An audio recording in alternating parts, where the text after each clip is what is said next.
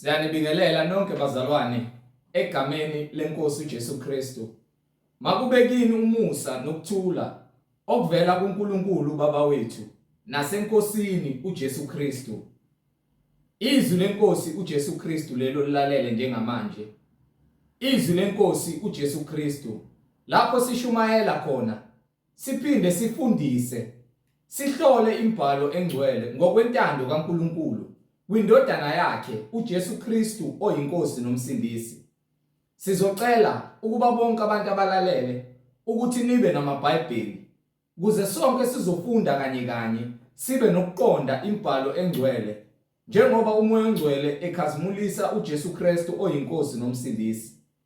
Kulabo abazothi sebelalele bafune ukubhabhadiswa egameni likaJesu Kristu, nalabo abanemibuzo mayelana neBhayibheli ungenakho ukuqonda odinga ukuthi ube nakho, nalabo abafuna ukuthula ubufakazi ngemsebenzi emangalisayo ngothembekile uJesu Kristu othembekile empilweni zethu ozibonakalisa imihla namalanga, ukuba nawe ubufakazi onabo ubuthumele kuze sizobudlulisela kwabanye abazalwane baduduzeke, bakhandleke, babambelele ezwini eliphilileyo likaNkulunkulu uBaba wethu, ukuba uthumele noma uxhumane nathi kule email address oyibona ku screen noma le engizoyishiya njengamanje ethi izwilenkosi.ujesukristu@gmail.com, izwilenkosi.ujesukristu@gmail.com,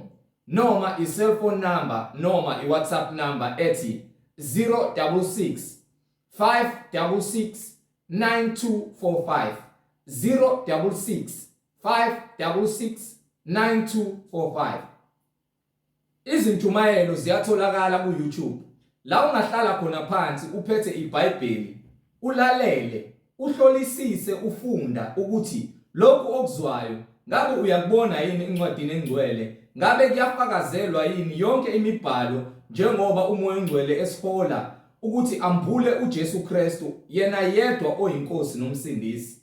Ku-YouTube uzosubscribe uthi izwi lenkosi uJesu Kristu, izwi lenkosi uJesu Kristu, kuze uzokwazi ukuthola isinkwa semihla ngemihla esiphilileyo njengoba umoya ongcwele esihola ukhazimulisa inkosi yamakhosi uJesu Kristu.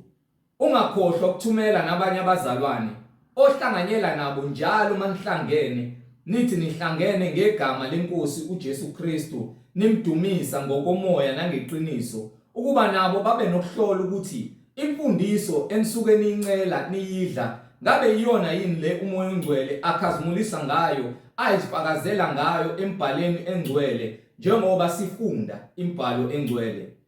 Ku-YouTube izwi lenkosi uJesu Kristu, uthumele nabanye abantu kuze nabo bezofinyelela eqinisweni elipheleleyo. Bazalwane, sizocela ukuvula ngomkhuleko simbonge uBaba wethu osezulwini ngezwi lakhe eliwukuphila, ngezwi lakhe eliyisibani elikhanya empilweni zethu lisiholela ekuphileni okuphakade okunguKristu Jesu oyinkosi nomsindisi.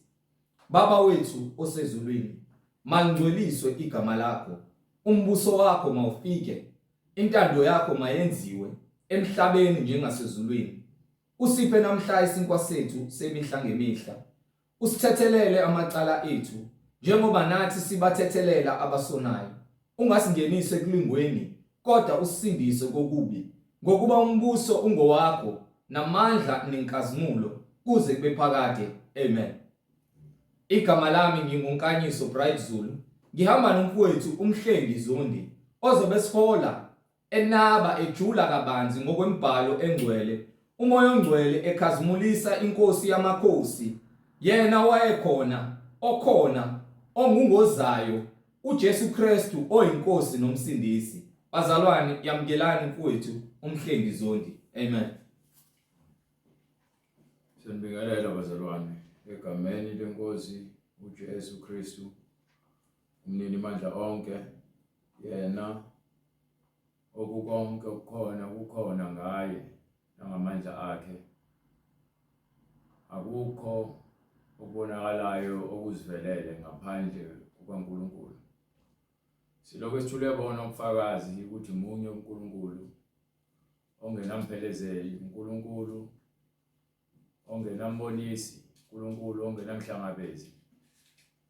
Akekho seduze kwakhe futhi akekho ngaphambi kwakhe. Uzakhele konke ngokuhlakanipha kwakhe. Ngakho-ke silokho sithule izibongo nodumo kuye ukuba yena lumfanele udumo. Siyambonga uNkulunkulu ngabaprofeti abangcwele abathumela ukuba basishiye nayo lembhalo bathembeka. Simbonge uNkulunkulu ngendodana yakhe yona yodwa anikela ngayo ukuthi izoba umhlatshelo wokulunga. Into eyenza ukuthi sithande uJesu simlandele ngokuba ulungile. Noma kuthiwa wangena ethuneni kepha wakunqoba ukufa ngoba wavuka ethuneni. Ingakho-ke sizinikela kuyena, simthanda, simlandela, simbiza ngenkosi yethu ngokuba uyaphila okuphakade, unguNkulunkulu wethu uJesu. Amen. Siyambonga uJesu Kristu ngabapostoli bakhe abangcwele abaphathisa izwi, basishiya nabo ubufakazi namhlanje, ubufakazi beTestament elisha. Sikhishwa ngaphansi komthetho wenyama, sifakwa ngaphansi komthetho kamoya. Wakugcwalisa uJesu, wayesenika abapostoli bakhe ukuba mabahambe izizwe zonke, ukuba abantwana baka-Israyeli, amaJuda, amanye afunanga ukukholwa,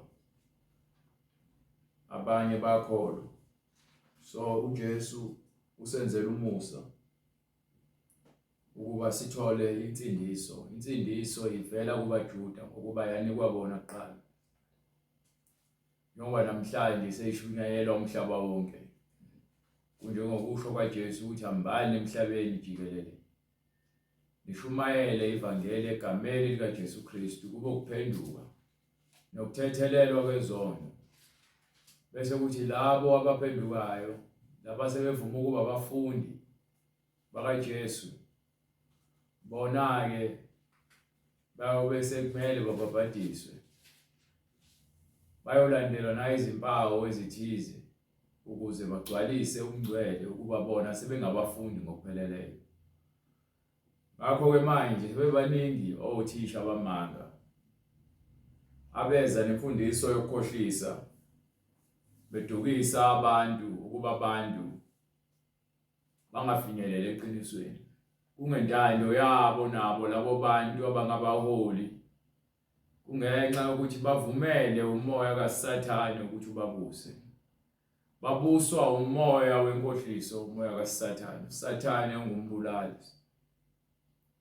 Abantu abadala, ababhishobhi namadikoni, kanye nabantu abadala emabandleni nomama abadala, baphelile, bayimvuthuluka, bawa phansi, baphelelwa ukukholwa ngenxa ukuthi babona amabandla abo engathi awagcwali.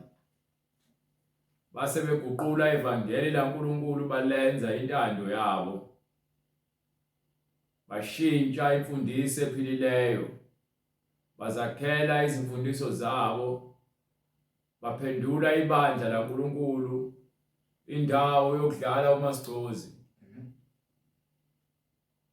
Sekuyigama nje ukuthi isonto, sekuyigama ehlobisile uJesu Kristu. Imfundiso yakhe ayikho ngaphakathi. Abantu bazikhethela lokhu abakufunayo emfundisweni kaKristu, bashiye lokhu abangakufuni.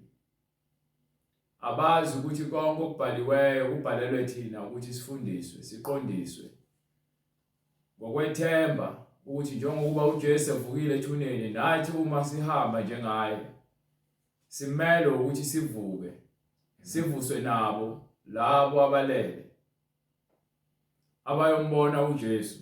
Amen. Ngakho-ke siyanimema, siyanincenga bazalwane womusa nangentshisekelo kaKristu ukuba niphenduke ezindleleni zenu ukuba nivuseleleke emimoyeni izinhliziyo zenu mazithobeke ngaphansi kwesandla sikaNkulunkulu ukuba ukuphila okuphakade kukhona isihogo sikhona zimbili izindlela eya ekuphileni neyekufeni. Ongiphi incwadi yase-Efeso sahluko 4 funa from verse 1.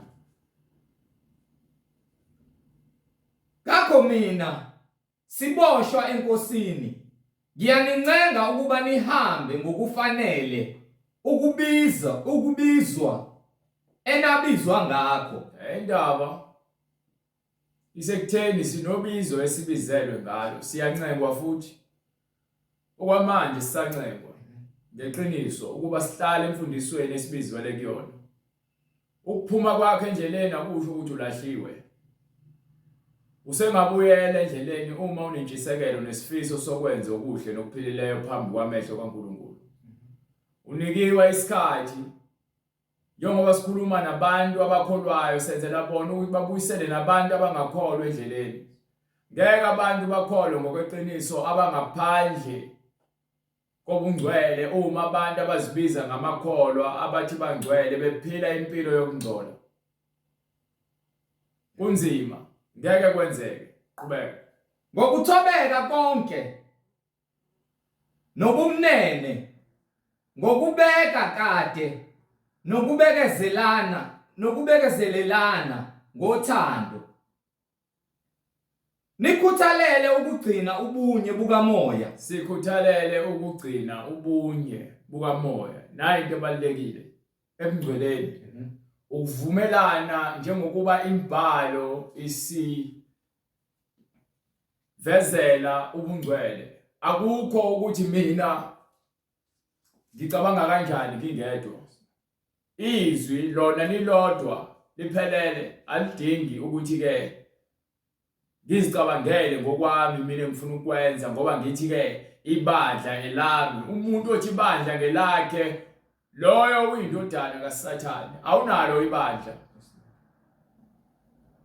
Uma ubekiwe unikiwe amandla ukuthi uhola abantu awunakho ongaclaima noma uzokukhomba ukuthi okwakho. Wena usebenzela umqhele wakhe ezulwini.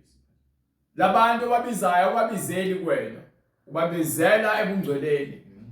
Uma ke soqala sokuphuma endleleni ilapho khona uqala ukwenza konke kube ngokwakho. Ukuba yini sowenzela inzuzo yakho usebenzela isisu.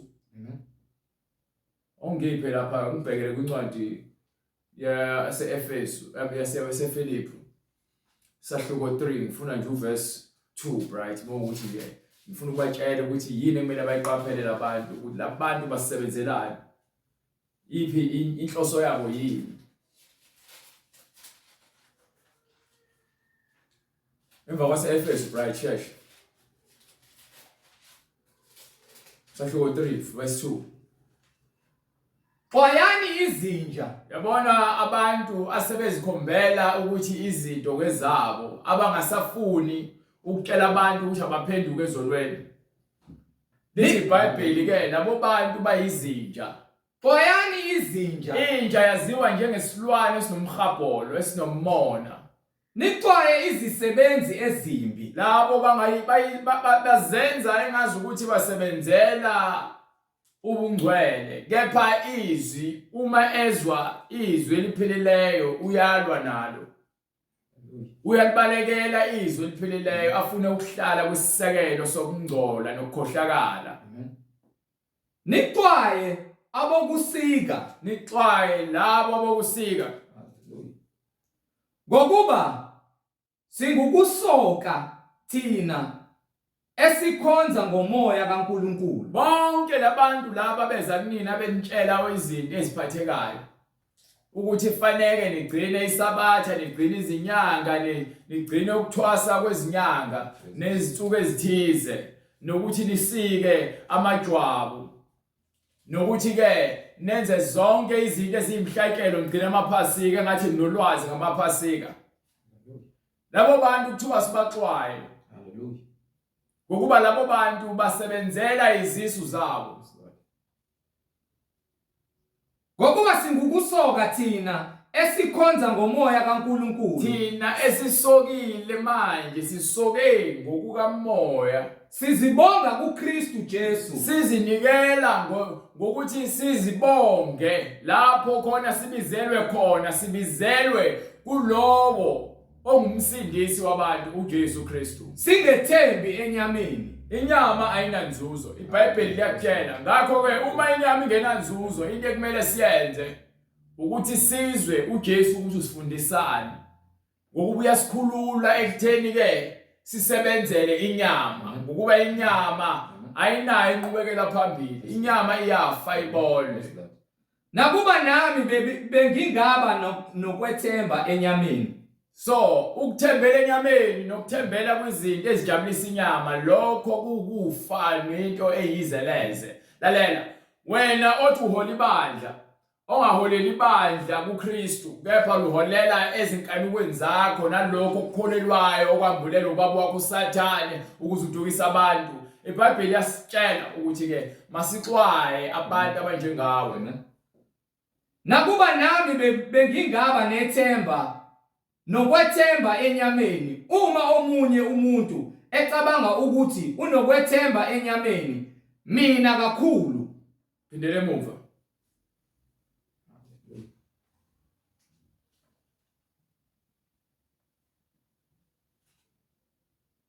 Efesu chapter 4, right? Ngokuthobeka konke nobumnene, ngokubheka kade nokubekezelelana ngothando. Kube khona ukubekezelelana ngothando. Nikhuthalele ukugcina ubunye bukamoya. Into ebalulekile ngaphezulu kwakho konke. Isikhundla sakhe sibalulekile. Into ebalulekile yizwi. Uma sesiqondise izwi likaNkulunkulu salilandela sahamba ngalo njengokuba silinikiwe. Konke kuyalandela ngemuva ngokuba lezo zinto zambulwa abantu abambulelwe ngokuhlakanipha kaNkulunkulu not ngokuhlakanipha kwenyama. Ngakho ke uJesu uyazambula kulabo azambula kubona abanike ukuhlakanipha kwakhe nokuqonda mase abanika ulwazi ukuthi bakwazi ukunika ulwazi bancelise abantu ebadleni. Nina senjabuliswa yikhundla nokuthi nihola kangakanani. Lezo zinto lezo ezingenamsebenzi. Ingakho nikuqula ibandla likaNkulunkulu nilenze indawo yokudlalela yonke imfucuza yenkohlakalo, kugcwele zonke izono esontweni. Zonke izono ziqukethene phakathi esontweni. Khona abantu bezibiza ngamakholwa. Kepha izinhliziyo zabo nezindlela zabo ziphambene nobunye bukaNkulunkulu. Bayalwa phakathi esontweni babanga izikhundla. Hallelujah. Babulawa umona. Ivangeli seliguqukile, selingoplastiki. Sekuyivangeli legrosa nengcebo yasemhlabeni. Bonke umngcwele sebukhishwe ngaphandle. Sekusetshenziswa amavesi ukuze ke abantu bakhuthazwe ukuba bahlale ezonweni zabo. Ukushumayela ngokuthi abantu abahlukane nezono baphenduke akusenziwa. Sebeyihlalele nje abantu emasontweni bayocula mebethanda baye. Umesaba uNkulunkulu akusekho, ubona ngendlela ekugqokwa ngayo, ubona nangezinto ezenziwayo ama-activity enziwayo emasontweni. Okwaito, hip hop, house, amaparty.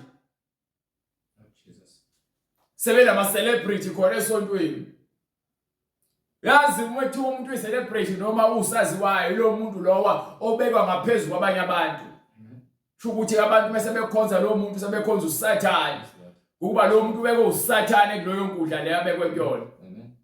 Ubunye bezwi ukuzehlisa, umunekhono noma unesiphiwo sokucula. Awuculeli abantu esontweni khohlwa. Mawuhuba kuthiwa sihubela uJehova. Awunakuzenza wena usaziwayo ngenxa ukuthi uphiwe isiphiwo. Awunaki ukuthi ngoba naku wena kuthiwe ke unikiwe amandla okulapha abantu sokudayisa leso sipho. Lord Jesus. Uma unikiwe isikhundla sokuthi uhole abantu baholele eqinisweni abantu, yekela ukuzenza usaziwayo ufuna abantu bakhonze wena uzenze uNkulunkulu. Amen. Yephi? Hallelujah. Nikhuthalele ukugcina ubunye bukamoya ngesibopho sokuthula. Ngesibopho sokuthula. Uma siboshelwe ekutheni kukhona ukuthula, uNkulunkulu akayena umlobi wobuyaluyalo. Konke akwenzile ukwenzile wakwenza kwaqonda phakathi esontweni. Munye umzimba. Manje lo mzimba esibizole kubona akushiwonga ukuthi munye noma mibili umzimba, noma kuthiwa munye umzimba emhlabeni, munye umzimba ezulwini, bese kuthiwa mesiba mbili. Munye umzimba. Lo mzimba lo uNkulunkulu athembisa ngawo kuIsaya noMoses wakhuluma ngayo lo mzimba lo. Ukuthi uNkulunkulu uyakuthi umele omunye umprofeti ofana nami anomlalela. Akukhulunywa ngoShembe, kukhulunywa ngoJesu Kristu. Hallelujah. Bonke abapostoli bafakaza ngaye. Akukhulunywa ngoMuhammad, kukhulunywa ngoJesu Kristu. Yes, Lord. Akukhulunywa ngompostoli Paul, kukhulunywa ngoJesu Kristu. Yes, Lord. Hallelujah. So le ngqondo zenu ezidukile senzakhele nina oNkulunkulu benu. Amen. Lo mzimba kuthiwa munye uIsaya wakhuluma ngawo ukuthi ke intombi iyakuthola umntwana, intombi iyakuthola umntwana ingazange ihlangane nomuntu wesilisa. Igama lalo ntombi, igama lalo mntwana igama lakhe uImmanuela. Usho ukuthini uImmanuela? Immanuela usho ukuthi ke uNkulunkulu nathi. So uma ke uIsaya eseshilo mesifika ingilosi kuMaria imtshela ukuthi uza kuthola umntwana, abuze ukuthi kanjani ingakaze ngihlangane nomuntu wesilisa. Ithi ngilosi lokho ozokuthola kukaMoya oNgcwele. uNkulunkulu wakha ingane ngamandla akhe esibelethweni somuntu wesifazane. Lo ngane yakhula, uNkulunkulu akakhulu, uMaria akazange azazale uNkulunkulu. Amen. uNkulunkulu wayebona lowo mzimba wakhe wangena kuwona ngoba uNkulunkulu ngumoya. Ingakho uJesu enza izibonakaliso. Hallelujah. Uthi wangena nini? Ngalesikhathi uJesu ebhabhadiswa uJohane ubhabhadisa umoya oNgcwele wehlela kuyena. Yes, Lord. Wangena uNkulunkulu kuyena. Amen. uJesu wakhula ngokuhlakana, uNkulunkulu akakhulu ngokuhlakana, ubuhlakani bakhe. Yes, Lord. Hallelujah. So uma uJesu esethathile isimo sikaNkulunkulu sephila uNkulunkulu. Amen. Manje lo mzimba esibizele kuwona lo mzimba lowo uNkulunkulu ayekuwona waye uJesu. Yes, Lord. So uJesu usenikiwe amandla wonke emhlabeni nasezulwini njengokuba uNkulunkulu ephila kuyena. So sibizelwe kulo mzimba lo. Lo mzimba lo uNkulunkulu awusebenzisa ukuthi asindise abantu bakhe emhlabeni. Hallelujah.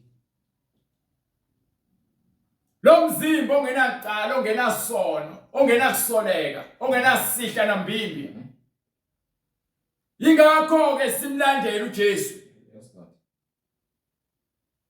Ngokuba uNkulunkulu waphila, ingakho akhazimuliswa ukufa kuzange kuthole amandla kuJesu. Yes, Lord. Hallelujah. Asikholwa ngokuba singaqondi, ngokuba siyazi kusho ukuthini ubungcwele. Ubungcwele kusho ukuthi ke ukuphila ngezwi kaNkulunkulu ulenze. Hallelujah. Njengokuba ke sinikiwe abantu ababenoJesu ofakazi. Abantu abangaphambilini kwaJesu engakofika enyameni. Bekhuluma ngaye ukuza kwakhe. uJohane uMbhaphatisi uyafakaza Amen. ukuthi nguye lo Yes, Lord. ongaphambi kwami. Yes, Lord. Iy'nkathilo zakhe ngeke ngikwazi ukuzigqoka. uMoses ukhulumile ngayo, uDavid ukhulumile ngayo, Isaya wakhuluma ngayo, Hosea, uMalaki, Habakuk bakhulumile ngayo. Amen. Ngiqinisile ngithi kini ozwa izwi lami akholwe ngenguthumileyo unokuphila okuphakade. Manje ke uma uzwa lelizwe silishumayelayo nalevangeli esibekele wena phambi kwakho ukuba wena ukholwe ubungcwele kuKristu, ukholwe ukuphila kuKristu, uhlukane nezono zakho, unokuphila okuphakade. umelwe ukuthi ke uthole ukuphila okuphakade uma uzolalela izwi. Akaye kwahlulelweni, kepha usephumile ekufeni, wangena ekuphileni. Ngiqinisile ngithi kini, isikhathi siyeza sesikhona namanje lapho abafileyo beyakulizwa izwi lendodana kaNkulunkulu, abezwayo bayakuphila. Yiso lesikhathi manje njengoba uzwa nje manje uyezwa. Livule iBhayibheli lakho njengoba sisho. Ubheke ukuthi esontweni lakho lisashumayezwani ukuthi hlukana nezono, noma senatshela ukuthi ke nizosindiswa kumbana kunisesontweni, ninikwa amanzi novaselina, nithenjiswe zonke izinto ezifile. Brighton fika ngalincwadi yaseEfesu, siyahamba ngalo. Munye umzimba lesibizo lekuwona. Munye umoya. Lo mzimba lo umoya njengoba uJesu ke mina noBaba simunye. Manje lo mzimba umoya ongcwele wayehleli kuwona.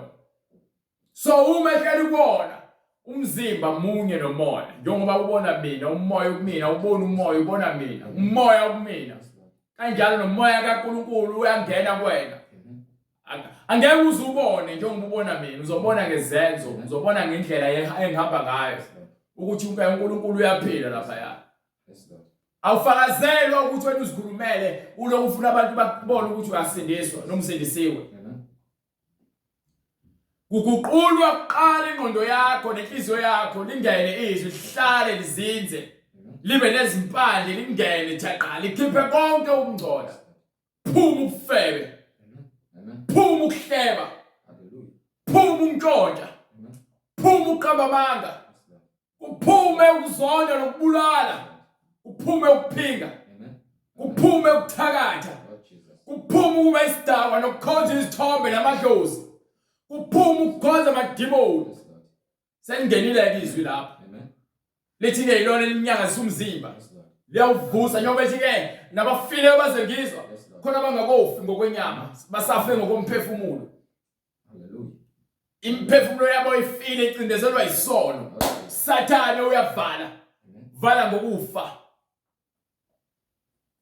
Munye umzimba, lo mzimba liwona losikhululayo ezonweni. Lo moya lo iwona losikhululayo emzimbeni wesono. Amen. Njengalokho nabizelwa ethembeni linye. Sibizelwe. Asibizelwanga egameni lebandla lakho. Sibizelwe emzimbeni omunye nomoya munye. Lelo mzimba lo uyilithemba lethu. Hallelujah. Amen. Lo mzimba lo ithemba lethu. Hallelujah Jesus. Hallelujah.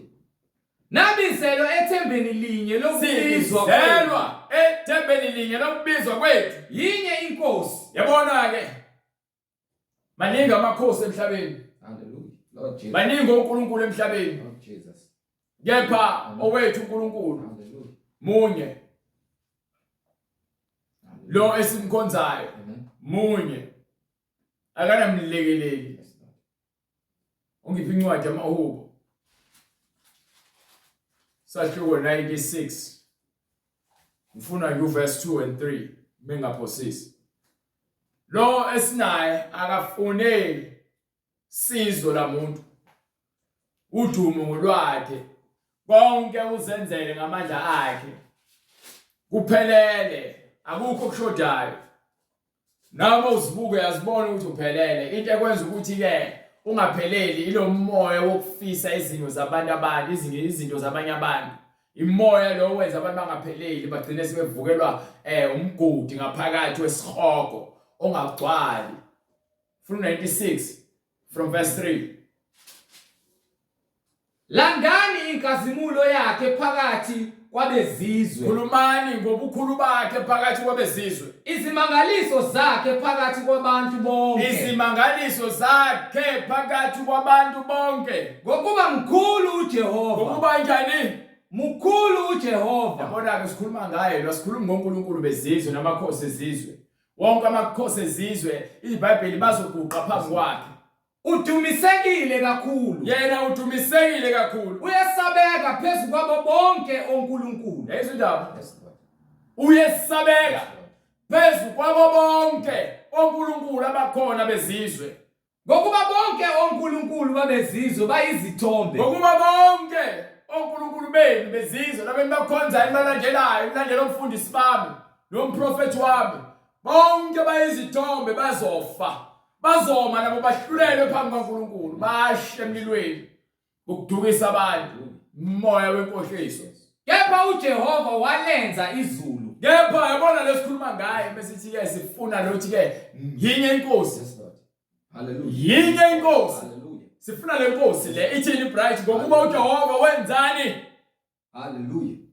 Ngokuba bonke oNkulunkulu babezizwe bayizithombe, kepha uJehova walenza izulu. Jehova wethu Hallelujah. wenza izulu. Udumo nobukhosi Udumo nobukhosi kusebusweni bakhe. bonke phambi kwakhe. Amandla nenkazimulo Amandla lenkazimulo kusendlini yakhe engcwele. bonke kutholakala kuyena. Njengokuba uzakhele konke ngamandla akhe. Amen. Akukho kuvele kwazenzakalela ngephutha. Mnikeni uJehova nina mindeni yabantu. Mnikeni uJehova inkazimulo namandla. So manje la ngiyakho sikubizela kuKristu. Ngokuba yena ukwazile ukuvusa uKristu. Lo nkulunkulu esikhuluma ngaye uvuse uKristu ethuneni. Amen. Mnikeni uJehova inkazimulo yegama lakhe. Nilethe umnikelo. Ningene emagcekeni akhe. Wozani buyelani uJehova, buyelani uNkulunkulu. Khulekani kuJehova. Buyelani ezindleleni zokulunga, buyelani ebungcweleni. Nihlobe ubungcwele. Buyelani ebungcweleni ngokupheleleyo. Hallelujah. Thuthumelani ebusweni bakhe. Mhlaba wonke. Ebungcweleni ngokupheleleyo akukhethekile ukuthi ukuphi. Kuphi na kuphi wonke umuntu ufuna aphendule. Yes, Lord. Eze ebungcweleni. Hallelujah. Njengokuba imibhalo isho iyona efakazayo singahamba la sikhulume but imibhalo yasifakazela konke esikuchazayo sikuthatha phansi embhalweni. Thanini phakathi kwabezizwe. Buyela ngani bright. Yinye inkosi. Uzolandela mina. Yinye inkolo. Yonke ke lento le ibuyele ekutheni ke uNkulunkulu munye. uNkulunkulu bemunye. Uyena lo sibizayo. Inkolo yakhe azange asho ukuthi Shebe of Nazareth. Azange asho ukuthi ke iBaptist Church. Azange asho ukuthi Luthela. Azange asho ukuthi Roman Catholic Church. Ngakho ke lamagama aqanjiwe iwona lamagama la uMapostle Paulo afika khali ngabantu ukuthi ke emabandleni sekukhona ukwahlukana. Amen. Mina ngwakaShembe, mina ngwasebaRomini, mina ngwaseweSoluthela. Hayi mina ngiBaptist. Hayi mina ngiMethodist. Hayi mina ngiyakholela kuTrinity uNkulunkulu abathathu ukuthi uNkulunkulu uyiziqe eziwu3.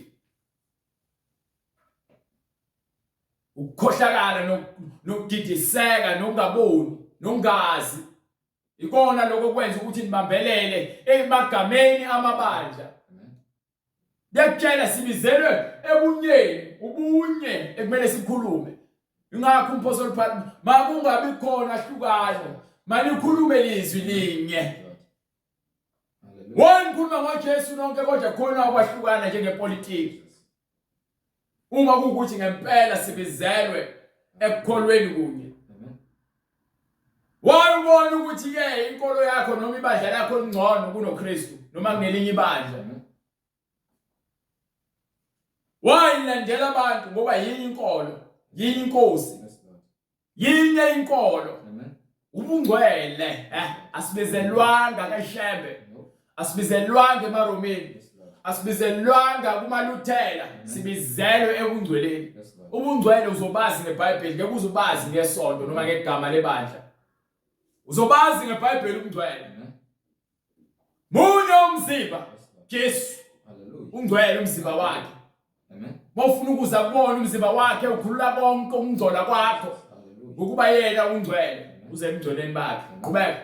Incwadi kwabase-Efesi isahluko sesine ivesi lesihlanu. Yinye inkosi, Yinye inkosi, yinye inkolo, yinye inkolo. munye umbhaphathizo. Yabona ke futhi nayi indaba. Munye umbhaphathiso. Awuzange uhlukanise phakathi nendawo. Linye igama esibhaphathiswa la kulona.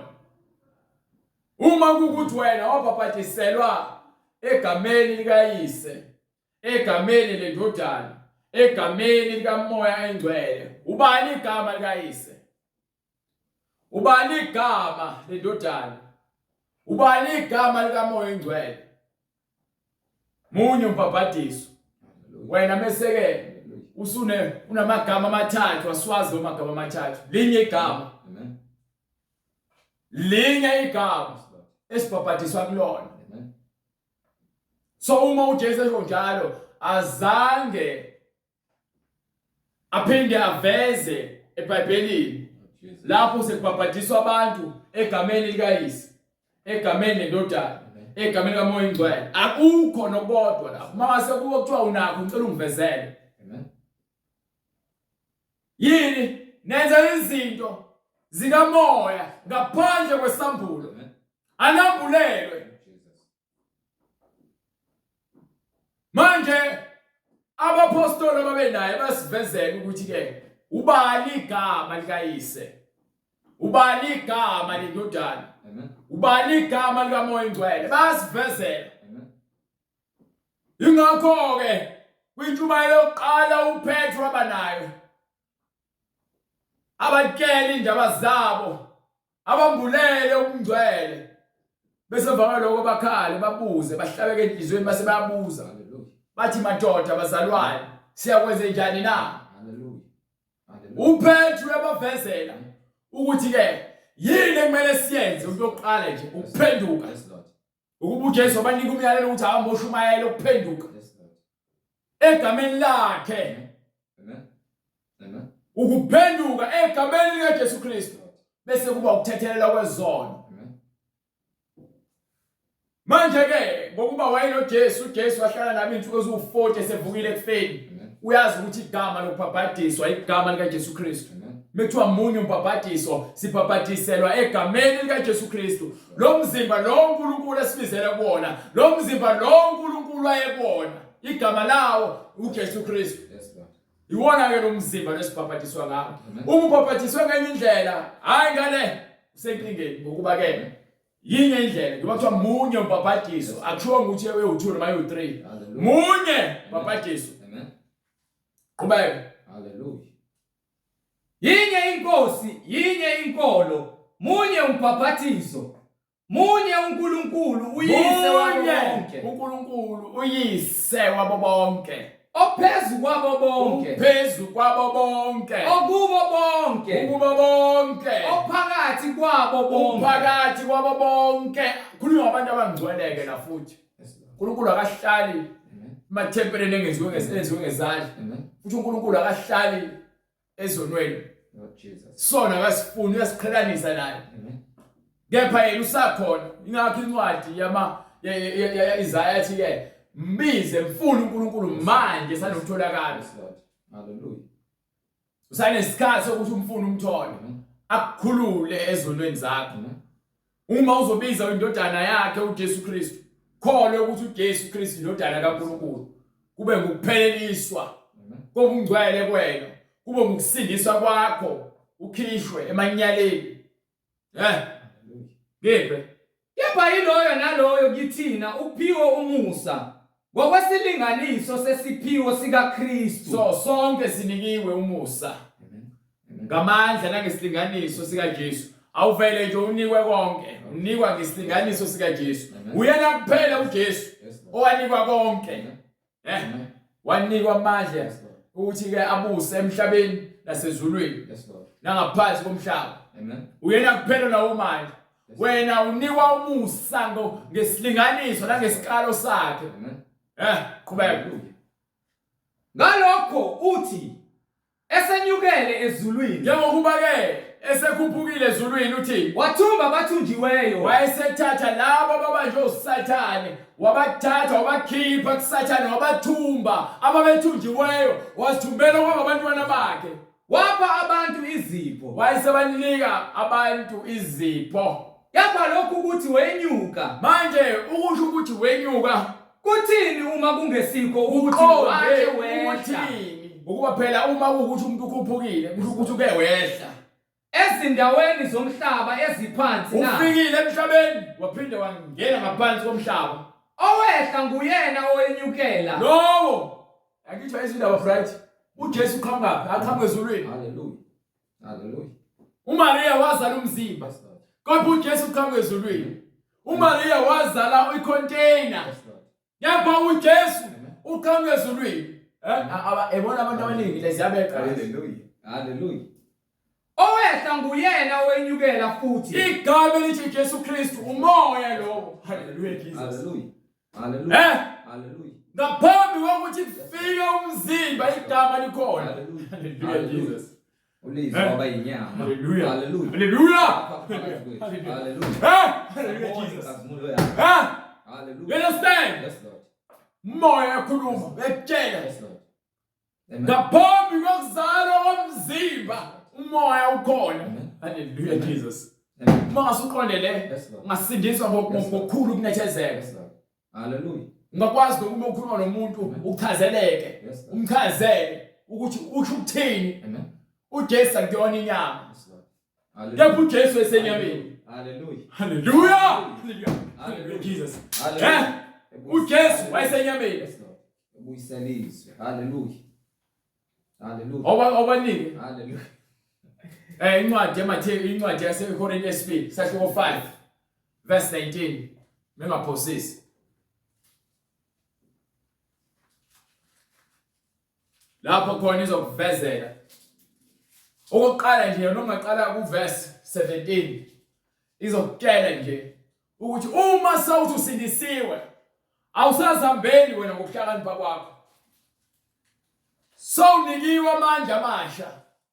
Njengoba lencwadi yaIzaya isho ithi noma ngabe kuthiwa basha noma ngabe kuthiwa ke bayakholwa kepha amandla ayophela. Amen. Kepha labo abaphelelwa amandla uma bekhala kuJehova uyabanika amandla amasha bayomila amaphiko njengezinkosi. Yes, Lord. Bandize bagijime bangakhathali. Yini sebenikwe ukuphila. Amen. Banikwe amandla kamoya. Yabona izwi kaNkulunkulu aliyona into ongavela uyibambe kanje. Lord Jesus. Yes, Lord. Lifuna uzwe. Uvule ingqondo yakho, uvule inhliziyo yakho lingene, lifike lihlale limbewu kamoya. Yes, Lord. Likhiphe izithelo zikamoya. Yes, Lord. Amen. So umuntu wakuKristu ubonakala ngezenzo. Yes, Lord. Akabonakali nje ngokugqoka uniform. Lord Jesus. Hallelujah. Bonakala ngezenzo umuntu wakuKristu baphe. Hallelujah. Incwadi yesibili kwabaseKorinti sahluko sesi5 verse 16.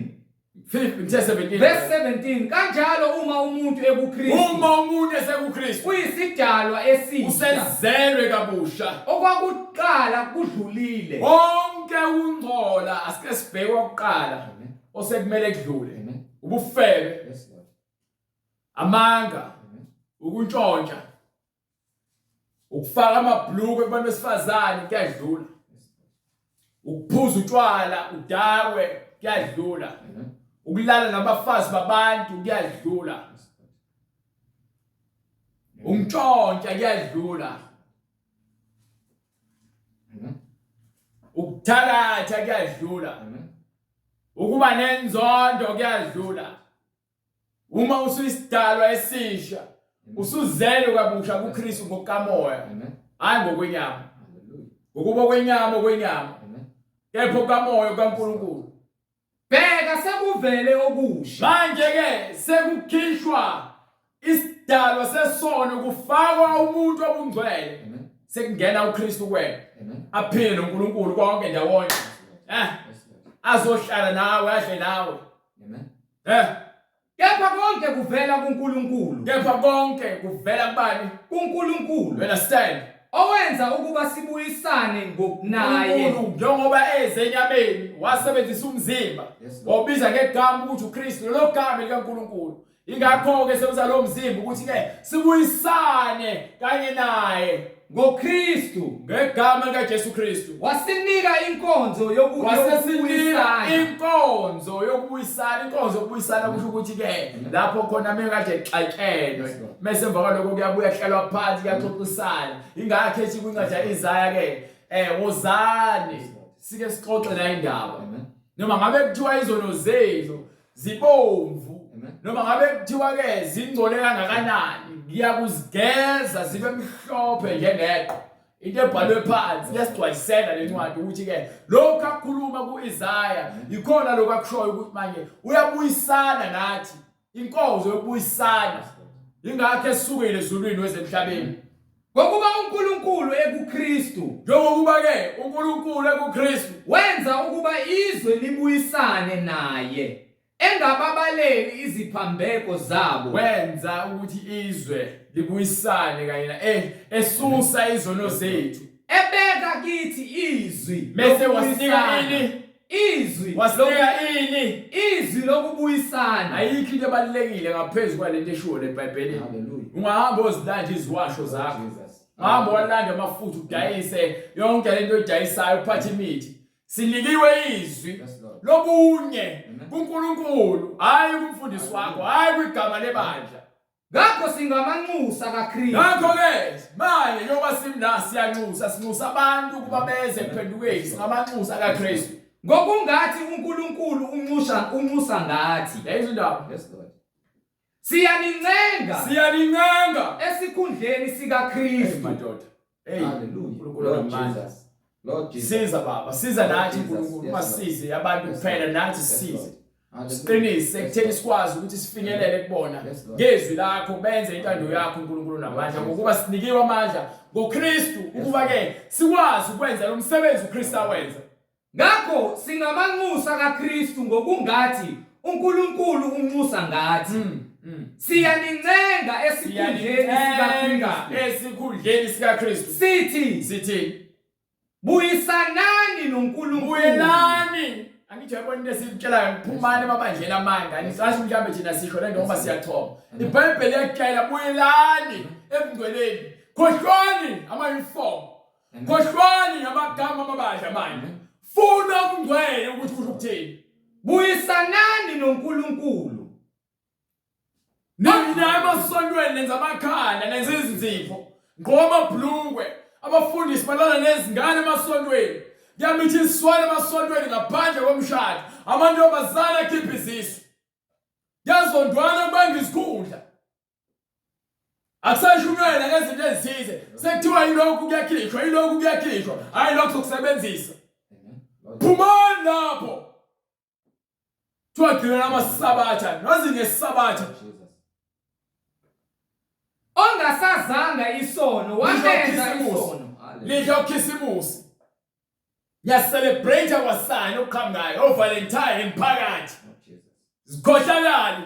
Lord Jesus. Anisafuni ukuzwa izwe eliphilileyo. Amen. Nimizalo emgcweleni, animizelwanga emaphathini. Buyisanani noNkulunkulu. Buyelani emgcweleni.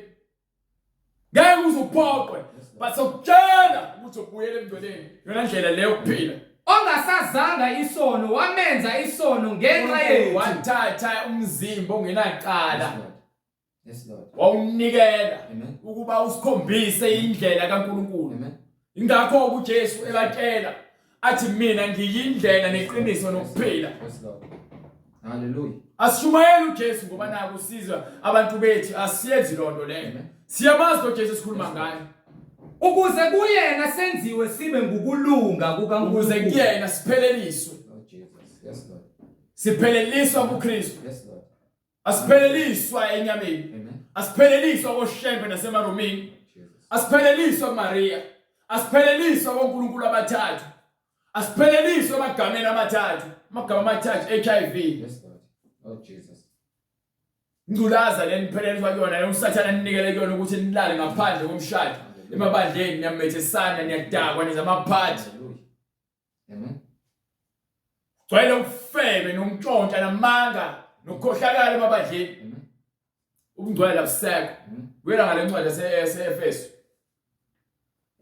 Hallelujah. Sahluko 4. Amen. Kepha lokhu kuthini? Lokhu ukuthi wenyuka. Lokhu ukuthi wenyuka. Kuthini uma kungesikho ukuthi wake wehla So, uJesu- ezindaweni zomhlaba eziphansi na? Weza emhlabeni uJesu waphinda wangena ngaphansi komhlaba, wayesephinda wakhushulelwa ezulwini. Owehla nguyena owenyuka futhi. Lona owehla uyena lo wakhazimulisa umzimba, wase uthatha lo mzimba wawuphendula umzimba wenkazimulo. Uyena lo sezulwini. Amen. Usezulwini. Yes, Lord. Asisho ukuthi siyacabanga, ngibani isitshela lo usezulwini. Yes, Lord. Hallelujah. Ufuna ukwazi isikhono, sikholelwa ukuthi khona ukuphila emva kokufa. Hallelujah. Lo Jesu ke lo simlandelayo usilandeliswa iyona lonto le. Uma ungakholwa kulo Jesu unenkolelo zakho nokumthuka nokuhlambalaza, asinayo inkinga thina. Wathumba bathunjiweyo. Wathatha thina besiyigqile ezonweni, uyasithatha ukhipha bonke abantu abayigqila zikaSathane. Uyabathumba bathumbela kuyena, ubathumbela ekuphileni okuphakade. Amen. Incwadi kwabase-Efesi sahluko 4 ivesi 10. Owehlayo nguyena owenyukela futhi ngaphezu kwamazulu onke. Wakhuphukela phezulu kwamazulu onke. Ukuze agcwalise konke. Ukuze agcwalise ini? Ukuze agcwalise konke. Konke kugcwele kuKristu. Uyinhloko yebandla. Yena umzimba, thina abantu esiza ekungcweleni size emzimbeni kaKristu. Yena uyinhloko yebandla njengokusho kwemibhalo. Kuyena futhi owanika abanye ukuba babe ngabapostoli. Manje ke ngeke uvele ube umpostoli nje egameni la ukuthi uzokuthiwa khona eBhayibhelini amapostoli. Hallelujah. Umuntu owumpostoli, umuntu wahlangana noJesu ngokamoya njengompostoli Paul. Yes, Lord.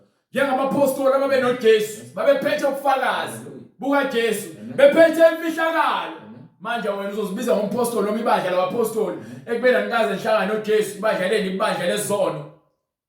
Futhi nguyena futhi owanika abanye ukuba babe ngabapostoli. So abapostoli abantu umuntu osewahlangana noJesu, Abanye abaprofeti. wayesenika abanye ukuba babe ngabaprofeti. Umprofeti awuvele ube umprofeti ngoba naku kuthiwa ke uyaqadela. Hallelujah. Lord Jesus. Awuqadeli. Hallelujah. uNkulunkulu uyakunika izwi. Yes, Lord. Wathi uMoses inceke yami. Yes, Lord. Ngizokhuluma naye umlomo nomlomo. Amen. Kepha omunye umprofeti kuyafika kuyena ngephupho. Hallelujah. So umprofeti akhuluma izwi kaNkulunkulu fanele lifike edlule njengokusho kwemibhalo. uJeremiya uyakhuluma futhi. Yes, Lord. Abanye Hallelujah. Athi ngithe angibathumanga laba profeti laba bayaprofeta. Hallelujah. Bayagijima. Lord Jesus. Bakhuluma izinto ezingekho. Amen. Bakhohlisa abantu bami, bakhuluma izinto esenhlizweni zabo ezingamanga. Uma bebemile emkhandlwini wami bama ngabatshela izwi lami, bebezosindisa abantu bami. Amen. Uthi uNkulunkulu izwi lakhe lifana nomlilo, Hallelujah. lifana nenkemba, lifana nesando ngokuba lilo nesono. Amen. Ngakho ke abaprofeti bakaNkulunkulu yilo onikiwe izwi kaNkulunkulu. Siyalazi futhi izwi kaNkulunkulu. Alikhuluma kuIsaya, walikhuluma kuJeremiya, wakhuluma kubona bonke abaprofeti bakhe. Namanje naye abaprofeti bakaNkulunkulu basakhuluma izwi linye njengabaprofeti bakaNkulunkulu abaseBhayibhelini. Yes, Lord. Akho profeti kaNkulunkulu oprofeti abantu ngesiwasho novaseli namakhandlela. Yes, Lord. Yes, Lord. abanye abavangeli. Bantu bashumayela ivangeli enkohliso, bambe bekhuluma izinto ezingekho ngoJesu. Amen. Abavangeli bakaNkulunkulu bafakaza ngoJesu ukuthi bebona bephile esonweni. Nami bengiphile esonweni. Ephu uJesu wafika. Ivangeli lelo ukuthi uJesu wathi abahambe boshumayela ivangeli lakhe umhlaba jikelele. Abalizwayo bahamba bothola ubufakazi. Akathumelanga abantu besifazane uJesu. Hlobo ngakhala izinyembezi. Akathumelanga abantu besifazane ukuba bashumayela ivangeli bavula amabandla. Hallelujah. Qhubeka. Hallelujah. Abanye abelusi nabafundisi.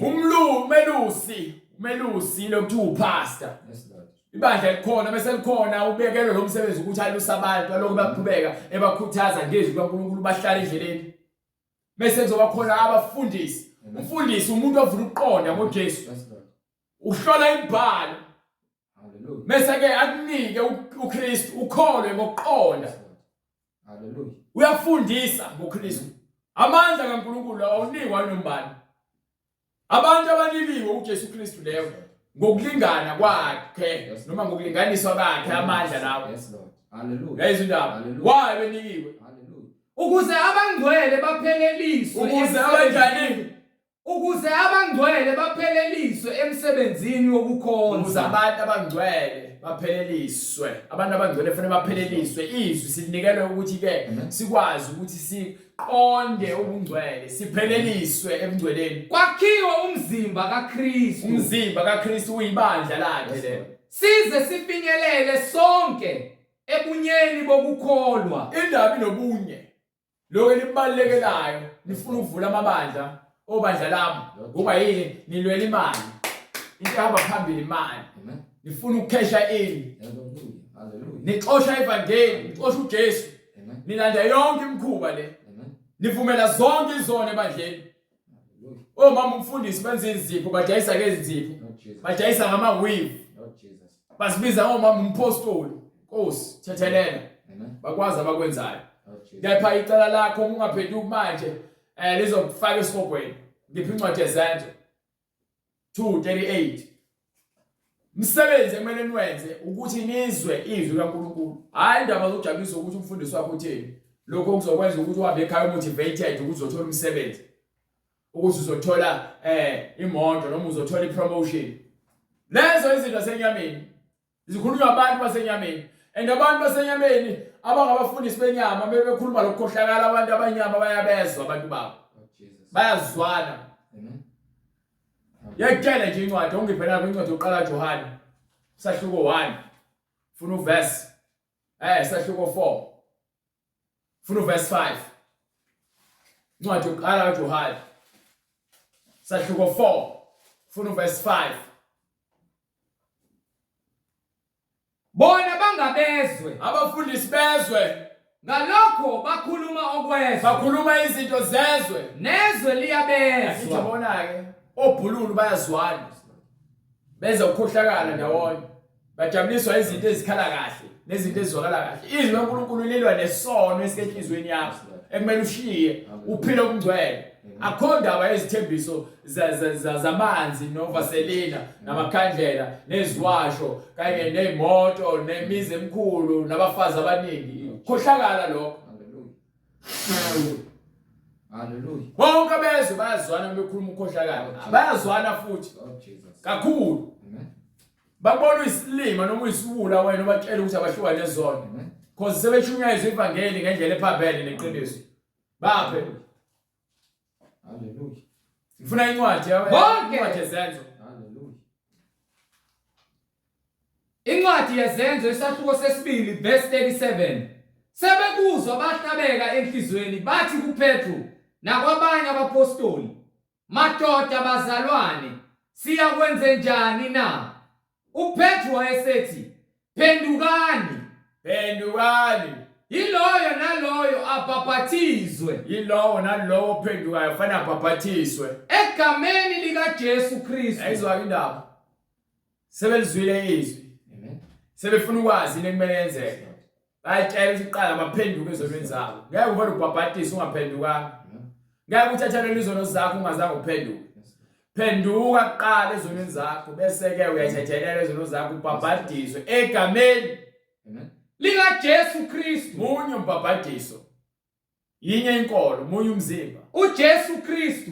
Manje ke sibhaphathiswe egameni likaJesu Kristu. Lona gama lelo esinikiwe. Kukho ukuthethelela kwezono zenu. Ukuze sithethelelwe amacala ethu esiwenzile. Khona niyakwamukeliswa. Sobe sesamkeliswa. Isiphiwo sikamoya oyingcwele. Sobe sonikwa ubungcwele. Izwi kaNkulunkulu lizobe selingena enhlizweni yakho lihlale khona. Ngokuba isithembiso ngesenu nesabantwana bethu. Ngoba isithembiso ngesethu ngesabantwana bethu. Esabo bonke abakude. Bonke inkosi uNkulunkulu wethu eyakubabiza. Wafakaza nangamanye amazwi amaningi wabayala wathi, zisindiseni kulesizukulwane esiphambeneyo. Zisindiseni kulesizukulwane esiphambeneyo. Into ezokusiza nendlela efanele ukuphenduka. Phuma ebandleni lamanga. Uyeke ukuqhakambisa opastor wami. Uqhakambisa izwi likaNkulunkulu ngaphezulu kopastor. Upastor wakho uyakufaka ezulwini. Uma ungafuni ukuyeka ukuqhakambisa abantu uzongena esihogweni nabo ngokuba yini niyabalandela ngenxa yokuba nitshela izinto ezijabulisa inhliziyo zenu nibatshelwa amadlebe. Ngakho ke isikhathi manje sokuthi wena uzinikele kuJesu ngokupheleleyo. Ushiye konke ukungcola nama-weave nama-wigi notshwala nokufeba nokudakwa nokuqamba amanga nokuzonda nokuziphakamisa. Thanda izinto ezibhubhayo ubuyele kuJesu uzozinikela ukuba wethethelele izono zakho. Kukho konke okwenzile uNkulunkulu uzakuxolela uma uzinikela ngomusa nothando kuKristu. Uma sozimisele ngokubhabhadiswa ukuthi ke ushiye izono zakho bese sewusithinta kule number oyibonayo noma kwi-email address loyibonayo ku-screen.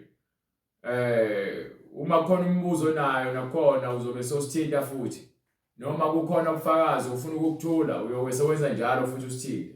Sithi masibonge umusa kaNkulunkulu nothando ukuthi uNkulunkulu aqhubeke agcine abantu bakhe abasondeze eqinisweni basindiswe beze ekuphileni ngomusa nothando lwaNkulunkulu. Sicela sivale umkhuleko. Baba, egameni leNkosi yethu uJesu Kristu, uNkulunkulu namandla, siyazendlala phambi kobuso bakho. Baba, izono zethu eziningi zisobala phambi kobuso bakho, akukho kufihlakele. Siyazinikela inhliziyo zethu Nkosi kuwe. Izwi lakho liyasebenza, linamandla, liphilileyo, lingukukhanya, liyambula Nkosi ukuba uzile emhlabeni, ukuba sizobuyiselwa kuNkulunkulu. Uzile Nkosi uJesu ukuba uzosithenga ngegazi lakho, usithengele uNkulunkulu ukuba sihlanzeke. Sithina esiyizoni sibe ngabalungileyo kuwe Nkosi yethu Jesu Kristu ngokuvuma izono zethu. Siyacela Nkosi izwi lakho elinamandla linethe einhlizweni zethu emphefumulweni wethu njengemvula, libe yisando Nkosi, lihlabe lihlukanise lishaye konke Nkosi uSathane ezama ukuthi anamathisele imphefumulo yethu ngokungakholwa. Siyacela libe ngumlilo ohangulayo, lishise konke okuyisono, limbule wena njengenkosi nomsindisi. Size kuwe ukuba sithethelelwe Nkosi, sisindiswe ngokomoya nangeqiniso, simbambelele emfundisweni ephilileyo. Izwi lakho liphile ngaphakathi enhlizweni zethu, sikwamukele moya ongcwele njengoba wena uyisiphiwo esithinjiswe sona emva kokuba sesiphendukile ngokomoya nangeqiniso. Simamukele uJesu Kristu oyinkosi nomsindisi empilweni zethu. Kube inkazimulo nodumo kuNkulunkulu wethu ophilileyo okwenze konke Nkosi ngokodumo lwakhe manje naphakade. Amen. Kuye uNkulunkulu onokwazi yedwa, akube kuye inkazimulo ngoJesu Kristu kuze kube phakade. Amen.